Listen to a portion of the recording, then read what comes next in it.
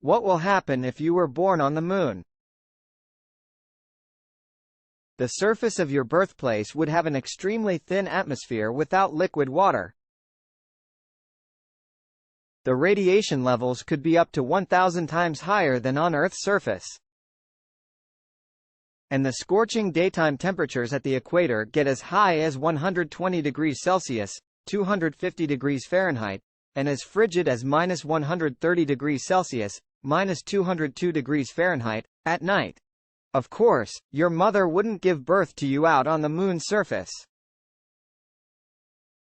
Your life would begin. Since you'd be the first space baby, there wouldn't be any research on the challenges of conceiving a child in space. But your folks were successful. And you probably wouldn't want to hear much about that anyway. The moon's lower gravity would have made your birth especially challenging. As a fetus, you'd have developed slower.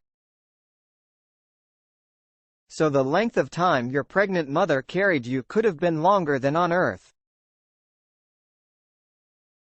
Imagine being pregnant in space for up to 1 full year. Your birth would likely have taken longer than back on Earth too. For every month your mother has spent in space, she could have lost about 1 to 2% of her bone density. That would have made pushing you out a lot more difficult. And dangerous. With the risk that giving birth could fracture your mother's pelvic bone, the doctors in your space habitat would have brought you into the world using a C-section operation. And every baby born on the moon after you would likely be born this way too. This could lead to one of the first big differences between Earth and moon babies.